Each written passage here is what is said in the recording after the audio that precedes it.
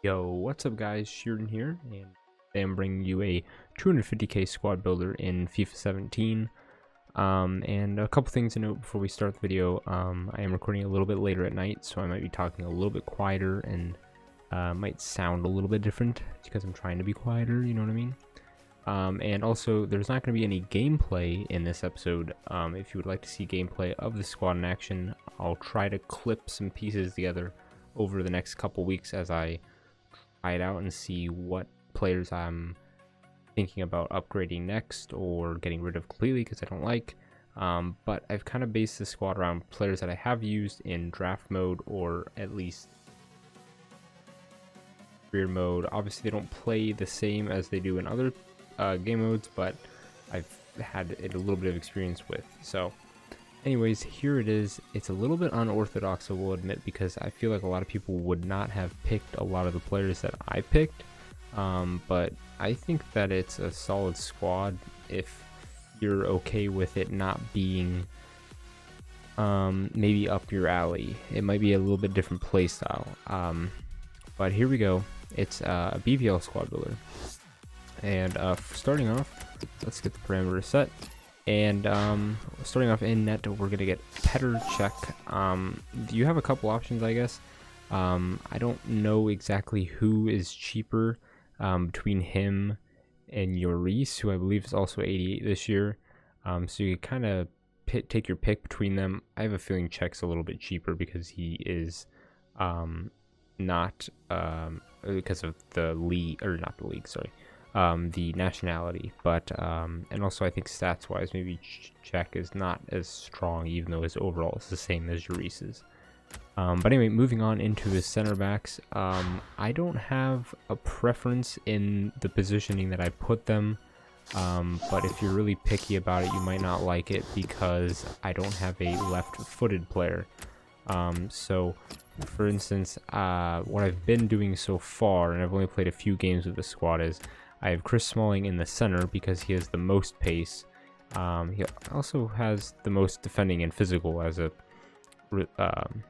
in addition to that, but mainly I figured put the most paced guy in the center, and probably the tallest guy would be a smart idea too, although I guess they're all about the same height. So that's just what I prefer, especially in a 3 at the back formation such as this. But the good news is they all have 3-star weak foot, so not horrible on the ball and using either foot. I've noticed Van Dijk especially seems to be pretty good with both feet. Obviously they have the same weak foot, so I'm not sure how it's possible that he is better, but that's just what I've noticed so far. I've only played a few games, like I said. So if you don't like having a right-footed left center back, you might not like. You might want to replace Zuma with someone else, but I don't think it makes that much of a difference. Good work rates between them as well. Obviously in a 3 at the back formation, you want them to be staying back because there's only 3 of them. And they do a good job of that. So moving on into the defensive midfield, we have on the left-hand side Nemanja Matic, and he obviously gets a pretty strong link with Zuma. I had a tough time deciding who to partner the other person, and I ended up with Matic, mainly because I was thinking between Idrissa Gueye, who would be a little bit cheaper than Matic himself, who Matic is actually pretty cheap right now, because obviously he's had no informs and stuff, so his price is pretty low. I think about 4k, and so Gueye, who would be a little bit cheaper than Matic. And then also I was thinking of man of the match Defour, who I highly recommend for the price. He's only like 20k, probably get him for like 18k if you snipe him. His card is great, really great overall, and he'd be better on the attacking. He'd be more well-rounded than Matic is. And defensively, the defensive stat is only up 2 or up 1. I think Defour's man of the match has like 78 or 79, but I ended up going with Matic because to pair this other person that I have, I figured it'd be nice to have a left foot as a bonus, Then also he has 88 physicality, 88 strength, and 90 aggression, I believe, something like that. So really high like physical stats.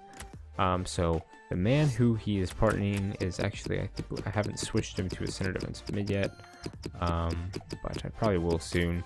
And it is N'Golo Kante. I mean, obviously, just what a man. I really love his card in this game. He's actually popped up with a few goals. His shooting is not as bad as you'd think when it says 66. Obviously, if you can afford his inform, oh my god, looks incredible. I believe his shooting is 70 on that one. And obviously, just all around a little bit better. But I'm really liking this partnership. Main thing I wanted was really high stamina, so I'm very happy we were able to get that. I believe Kante has like 94 and Matic has 90, so they last all game. And fitness, I mean, I play them, and now that I'm only playing with one squad, I'm playing them until they're like at like 80, and then I either throw a fitness card or rest them for a couple games. But anyway, moving on to the wings, which are the weakest positions, I would say, in the squad. But the reason why is the formation does not really play to the wings. It plays through the front trio, and that's where we kind of like splurged on the cash, and you'll see what I mean in a minute. Because you might be like, well, 250k, man, we don't have that much money really here. Well, it'll start getting more expensive as we get to the top. I pride myself in my defensive abilities, as we have Mane here. Just such a solid card all around for a attacking minded player. 4-star, 3-star. Would love to have double 4-star. I think he could get it next FIFA, or if he, I don't know if he got a January upgrade. Probably should have deserved one though. But anyway, like I said, the wingers I did not really focus on, and Mane is good, and I think he's really good overall stats. And I think if you put him at a right forward or something, he'd be more involved in the game. But he does great tracking back, actually, which is pretty nice considering the formation. So I was pleasantly surprised when he only has 35 defending, that he actually does get back pretty well. And then moving on to the other side, we have Heung-min Son, one of my favorite players in the Premier League. Loved him as well at Leverkusen, but I think he's an underrated card, a really underrated card, and I think it's because of the fact that like you can get players that are a lot pacier than him, but I think he's almost suited as a central role. He's been striker in many FIFAs, and some of his informs this year have been at striker. And with the 82 shooting, compared to Mane even with 73, you can see that striker ability in him come out. So I think that might be a little bit why people shy away from him, because not the blistering pace of some other players in that position, and dribbling stats either, but his shooting is quite high for that position. And I've really liked him so far. And another bonus is he has 5-star weak foot, which I love players that have 5-star weak foot. Absolutely adore him. So anyway, here we get to the main part of the squad, and you already know who the two strikers are because of the thumbnail. So I won't try to like, get the spoiler alert. But here we go. We have two Englishmen here, Harry Kane and Jermaine Defoe. And I'll leave both these cards up real quick so you can get a comparison. They're very similar if you look at the stats.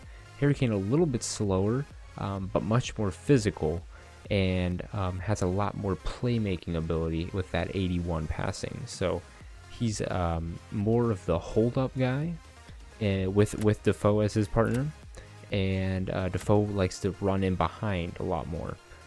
So Kane, especially with that 86 physical on this second inform card, again, more the hold-up guy, and then Defoe's the run in behind guy. And with 80 pace on this inform card, that's pretty good for a 35-year-old, I believe. So anyway, so far I think I've been doing Defoe on the left side and Kane on the right, although it doesn't make too much of a difference, because they, well, actually, I guess Defoe does have 4 stars, so I like having him on the left because of that. Although I guess if you needed to get more chemistry for For some reason, if you're switching to squad up, you'd be better to do it that way.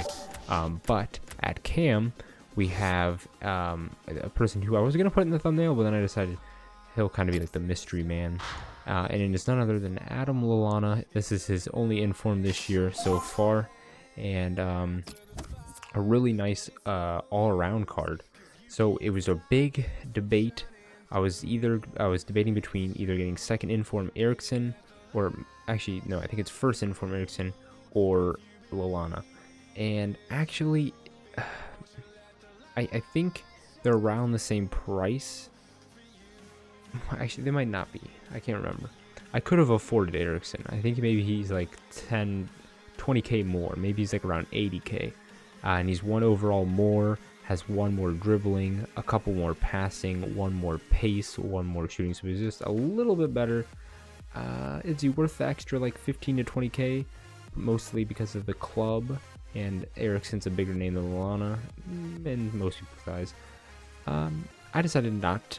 And the big thing, the difference is, or the biggest difference is the physicality and the defending. Lallana has about 10 or 15 more physicality than Ericsson's inform card, and he has about 20 more defending, which is not really that important at a cam, but in a 3 at the back formation where Lallana, Conte, everyone's kind of just interchanging all over the place, which I love because of the passing movement in the game.